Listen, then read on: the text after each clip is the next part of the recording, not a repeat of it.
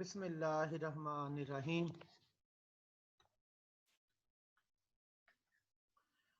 I am Mohammad Sarfraz Ahmed, your physics teacher. It's Wednesday, 8th of July.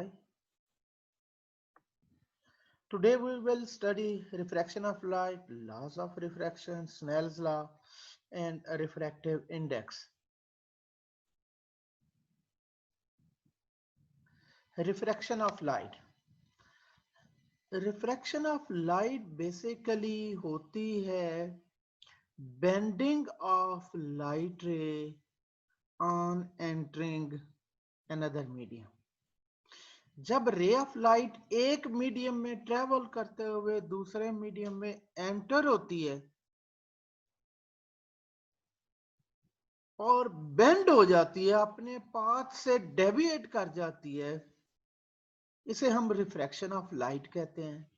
और obviously वहां पे speed different हो जाती है। अब ये रिफ्रैक्शन ऑफ लाइट में दो पॉसिबिलिटीज हैं कि ray of light rare medium से डेंसर मीडियम में जाए। रेयर मीडियम होता है हवा, डेंसर मीडियम है ग्लास, पानी, कुछ भी, anything else than air is denser. तो अब हम बात करते हैं कि जब रिफ्रैक्शन ऑफ लाइट एक मीडियम में ट्रेवल करते हुए दूसरे मीडियम में अपनी डायरेक्शन बदल जाती है, अपने पाथ से डेविएट कर जाती है, तो उसे हम रिफ्रैक्शन कहते हैं। ये आप देख सकते हैं कि ये वाला जो लाइन है, ये लाइन है बाउंड्री बिटवीन रेयर मीडियम, इससे ऊपर एयर, ये जो व्हाइट नजर आ रहा है कलर, और ये हल्का ग्रीन सा कलर अगर नजर आ रहा है तो ये ग्लास हो सकता है, ये पानी हो सकता है, ये कोई भी डेंसर मीडियम हो सकता है। ये रेयर मीडियम है और ये डेंसर मीडियम है। तो रे ऑफ लाइट जो ट्रेवल कर रही थी रेयर मीडियम में, जब डेंसर मीडियम में ट्रेवल करती है तो अपना पाथ बदल लेती है। ओरिजिनल पाथ उसका ये था, लेकिन वो डेविएट करके आ गई है इस तरफ। तो हम कहते हैं कि ये वाली जो रे ऑफ लाइट है वो अपने ओरिजिनल पाथ से डेविएट कर गई है। जब डेविएट कर गई है तो हम कहते हैं कि रिफ्रैक्शन हुई है। अब अगर ये नॉर्मल है, नॉर्मल होता है सेपरेटिंग मीडिया, यानी ऐसी सरफेस जो दोनों मीडियम्स को फर्क कर रही है, उनके ऊपर, उस सरफेस के ऊपर 90 का एंगल बनाने वाली लाइन। तो ये 90 का एंगल बनाने वाली लाइन, डॉटेड लाइन जो नजर आ रही है, ये वाली है नॉर्मल। नॉर्मल के और इंसिडेंट रे के दरमियान जो एंगल बनता है इसे बोलते हैं एंगल ऑफ इंसिडेंस। और इसी तरह से ये जो नॉर्मल, ये नॉर्मल और ये रिफ्रैक्टेड रे, इनके दरमियान बनने वाला एंगल, उसे हम कहते हैं एंगल ऑफ रिफ्रैक्शन। और इसके अलावा ये ग्लांसिंग एंगल और ये angle of deviation. Angle of deviation थोड़ा सा देख लें कि एंगल ऑफ डेविएशन ये है कि ओरिजिनल पाथ तो उसका ये था रे ऑफ लाइट का। जब रे ऑफ लाइट जो है वो मीडियम में ट्रेवल करती हुई आ रही है, तो अगर बेंड ना होती तो उसका ये पाथ होता, यानी अगर ये मीडियम बीच वाला ना होता, एयर ही होती, तो उसका रे ऑफ लाइट का ये वाला पाथ होता। लेकिन दूसरे मीडियम में एंटर होने पे जा तो वो इस तरफ रही है। इसका मतलब है इतने एंगल के साथ वो अपने ओरिजिनल पाथ से डेविएट कर गई। ये एंगल ऑफ डेविएशन कहलाता है, एंगल ऑफ डेविएशन। अब दोनों केसेस जो मैंने अभी आपको बताया कि एक तो रेयर से डेंसर में जाए और दूसरा डेंसर से रेयर मीडियम में आए। डेंसर लाइटर कह रहे हैं, रेयर कह लें, जो मर्जी कह लें, उससे कोई फर्क नहीं पड़ता। ये देखें, ये तो वही है जो मैंने आपको बता दिया कि ये वाला, ये लाइन जो है वो मीडियम्स को कर रही है, फर्क कर रही है। इससे ऊपर ऊपर रेयर मीडियम है, लाइटर मीडियम है, और इस लाइन से नीचे नीचे डेंसर मीडियम है। तो जब रे ऑफ लाइट लाइटर मीडियम में ट्रेवल करते हुए डेंसर मीडियम और लाइटर मीडियम की बाउंड्री पे टकराती है, ये इधर आके, तो हम देखते हैं कि ये अपने ओरिजिनल पाथ से डेविएट कर गई है। अब इसने इधर जाना था या इधर से इधर जाना था, ये फर्क करने की जरूरत है। हम कहते हैं कि जब एक रे ऑफ लाइट कमजोर मीडियम, लाइटर मीडियम कमजोर मीडियम, उससे डेंसर मीडियम में आती है, तो उसका जो नॉर्मल है उस रे ऑफ लाइट को अपनी तरफ खींच लेता है। चूंकि ये ताकतवर मीडियम है, डेंसर मीडियम है, इसलिए रे ऑफ लाइट को इसका नॉर्मल इसका रे ऑफ लाइट को अपनी तरफ खींच लेता है। जब हम दूसरी तरफ जाते हैं, डेंसर मीडियम से लाइटर मीडियम में जब रे जाएगी तो क्या होगा? देखें, ये वाला तो वही है लाइटर मीडियम, ये इसके ऊपर एयर है, ये एयर रेयर मीडियम। जब ये उसका पाथ तो ओरिजिनल ये बनता था, लेकिन जब ग्लास में एंटर हो गई तो उसका मीडियम ये बन गया। यानी इसके ये वाले नॉर्मल ने इंसिडेंट रे को यानी रिफ्रैक्टेड रे को अपनी तरफ खींच लिया।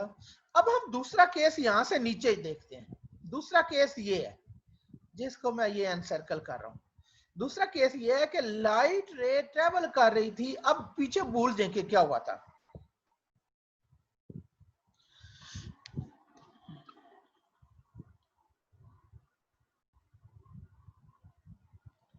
ये हम देखते हैं कि अगर रे ऑफ लाइट जब इस मीडियम में, डेंसर मीडियम में ट्रेवल कर रही थी, तो क्या हुआ? अब इसने एंटर होना है डेंसर से रेयर मीडियम में, वापस हवा में आ रही है। यानी ग्लास को छोड़ के वो वापस हवा में दूसरे मीडियम में एंटर हो रही है। तो उसने कहा ये ताकतवर मीडियम को से कमजोर मीडियम में आ रही है, तो रे ऑफ लाइट अवे हो जाएगी नॉर्मल से। देखें, इसमें नॉर्मल ने रे ऑफ लाइट को अपनी तरफ खींच लिया था क्योंकि ये ताकतवर मीडियम था। अब आ रही है रे ऑफ लाइट कमजोर मीडियम में, तो कमजोर मीडियम में नॉर्मल का उसके ऊपर कंट्रोल कम हो जाता है and it goes away from the normal, यानी it bends away from the normal. ये याद रखने के लिए एक तरीकाकार है, अदरवाइज ना मतलब कमजोर ताकत अजीब सी बातें। बहरहाल ये याद रखने के लिए, टू रिमेंबर द थिंग्स, ये हमने एक तरीका अपना लेते हैं कि ये नॉर्मल जब कमजोर मीडियम में है तो लाइट रे उससे अवे हो जाती है, जबकि ताकतवर मीडियम में वो नॉर्मल जो है उसको अपनी तरफ खींच लेता है। ये नॉर्मल उसको अपनी तरफ खींच रहा है, ये कमजोर मीडियम में आके इसमें रे ऑफ लाइट उससे अवे हो जाएगी। इसके बाद है laws of refraction. Laws of refraction में और लॉज ऑफ रिफ्लेक्शन में पहला पॉइंट सेम है।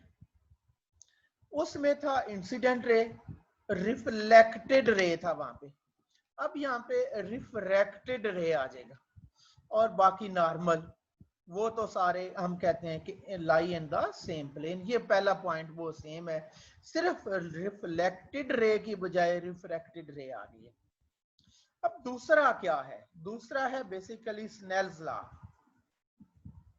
The ratio of the sine of the angle of incidence, यानी एंगल ऑफ इंसिडेंस का साइन ले लें और उसकी रेशियो ले लें किसके साथ? एंगल ऑफ रिफ्रैक्शन के साथ।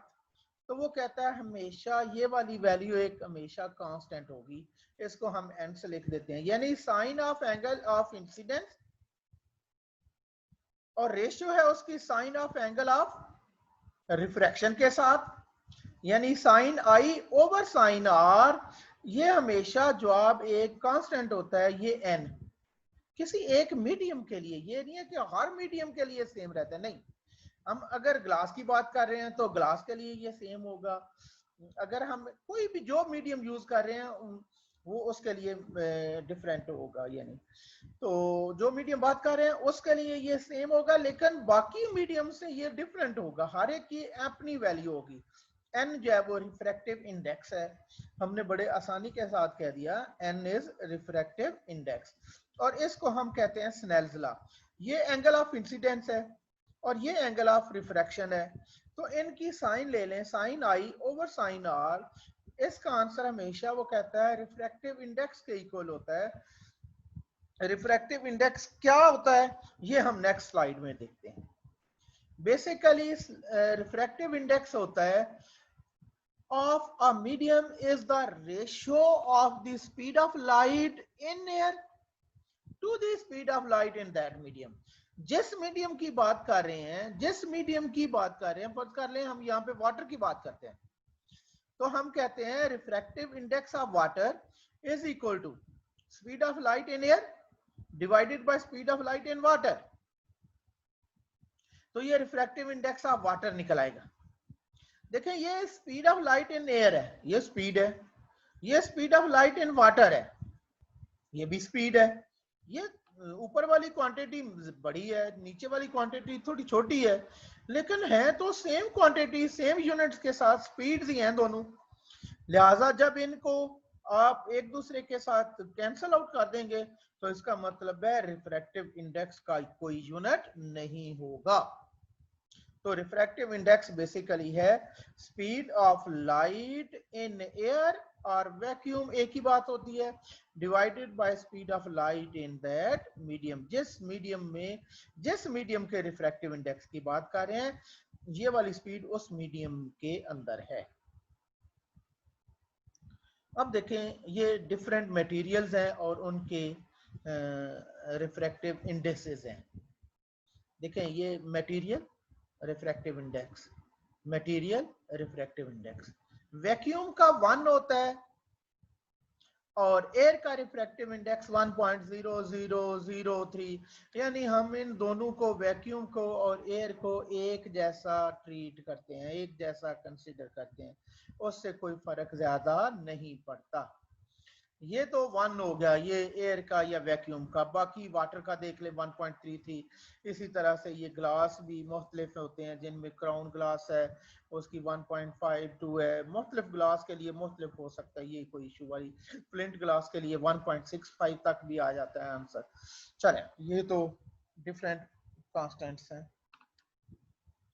अब यहाँ पे एक क्वेश्चन बनता है कि आपने देखा पिछली स्लाइड में कि सारे के सारे रिफ्रैक्टिव इंडेक्सेस वैक्यूम के अलावा ग्रेटर देन 1 है, ग्रेटर देन 1 है। तो फिर हम कहते हैं, क्वेश्चन ये बनता है, ये बोर्ड में अक्सर आता है कि रिफ्रैक्टिव इंडेक्सेस हमेशा ग्रेटर देन 1 क्यों होते हैं। तो इसका जवाब हम यूं देखते हैं कि चूंकि हमें पता है रिफ्रैक्टिव इंडेक्स का फार्मूला होता है speed of light in vacuum और air divided by speed of light in that medium. जिस मीडियम के रिफ्रैक्टिव इंडेक्स की बात कर रहे हैं उसके अंदर स्पीड, कौन सी स्पीड? Speed of light.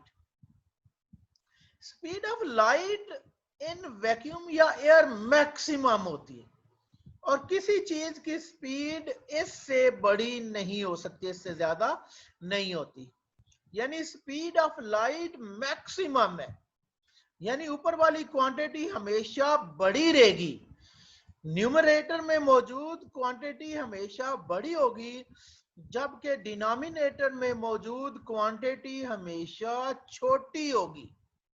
तो बड़ी क्वांटिटी डिवाइडेड बाय छोटी quantity, answer is always greater than 1।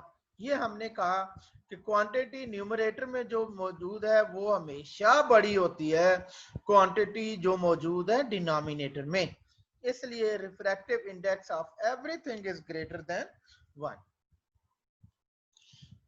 चलें अब बात आ जाती है जी असाइनमेंट की। पहला पॉइंट तो हमेशा की तरह वही है कि आपने ये वाला लेक्चर सुनना है, अंडरस्टैंड करना है, फिर सेम टॉपिक आपने बुक से भी देखना है और फिर अपनी नीट कॉपी पे नोट्स बनाने हैं। ये काम मैं इसलिए आपको कहता हूं क्योंकि इससे बहुत ज्यादा फायदा होता है। अगर आप अपने नोट्स अपने हाथों से बना लेते हैं, आप दूसरे लोगों से बहुत बेहतर अंडरस्टैंडिंग के साथ आगे आते हैं। चलें, दूसरा है जो असाइनमेंट है बेसिकली वो है रिफ्रैक्शन ऑफ लाइट क्या है, ये डेफिनेशन लिखनी है, सिर्फ और सिर्फ डेफिनेशन लिखनी है। जबकि स्नेल्स लॉ को डायग्राम के साथ बनाना है। स्नेल्स लॉ क्या है कि दो यानी मीडियम्स की बाउंड्री पे रे ऑफ लाइट आके टकराती है, तो दूसरे मीडियम में एंटर होने पर वो थोड़ा सा अपना रास्ता बदल लेती है, तो एंगल ऑफ इंसिडेंस और एंगल ऑफ रिफ्रैक्शन आपके पास आ गए। फिर sine of angle i over sine of angle r, वो हमेशा आप कहते हैं कि कांस्टेंट होता है, इसे हम refractive index of that material बोलते हैं। और यही वाला जो लॉ है ये हम इसे कहते हैं स्नेल्स लॉ। बस यहां तक आपने लिखना, और ये वाला काम आपने लिख के आपने मुझे थर्सडे वाले दिन 9 बजे से पहले 9 बजे से पहले 9 बजे के बाद प्लीज ना भेजा करें, क्योंकि हम अटेंडेंस लगा के फिर बेटा भेज देते हैं। तो प्लीज 9 बजे के बाद ना भेजा करें। थोड़ी सी कोशिश करके 9 बजे के, मैंने देखा है कि पिछला लेक्चर जो है मुझे अभी तक आ रहे हैं मैसेज, ये हमने कर लिया, ये कर दिया, ये कर दिया। भाई क्यों कर रहे हैं ऐसे? मैंने अटेंडेंस जब लगा ली वो क्लोज कर दिया, तो बस मैं बाद में कोई नहीं लगा रहा होता। लिहाजा आप 9 बजे से पहले अटेंडेंस भेज दिया करें। बहुत शुक्रिया बेटा, thank you very much. Allah Hafiz. Next time हम इंशाल्लाह नए टॉपिक के साथ हाजिर होंगे। अल्लाह हाफिज।